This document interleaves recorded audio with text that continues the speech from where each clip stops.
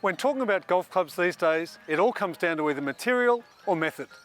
Tungsten, titanium, carbon, or forged, cast, even AI. Well, it wasn't that long ago that golf clubs were more craftsman than they were CAD-CAM.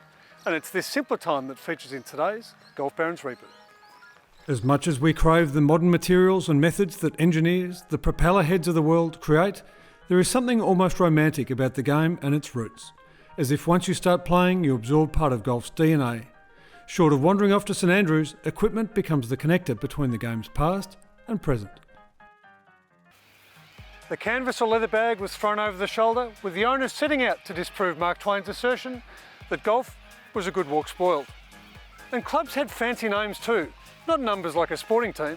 Mashie, Niblick, Spoon, and in a sign of how much tougher they were back then, the Rut Iron.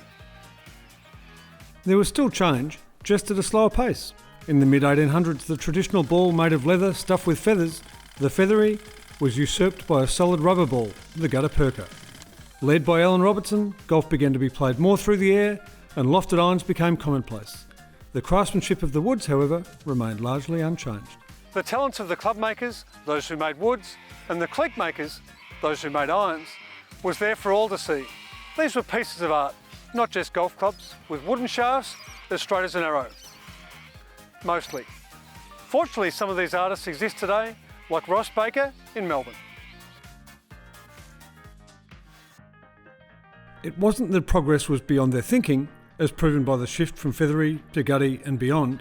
It's that the desperation to take the game to new places could wait, at least until they'd putted out on the 18th, or if playing St Andrews, the 22nd. Golf was a game to be savoured, and any opportunity to play was to be taken advantage of. Golf can be whatever you want it to be. Escape, athletic pursuit, even profession. For some, it's their way of staying in touch with the past, a nod to history, a simpler time, and a time more than worthy of being rebooted.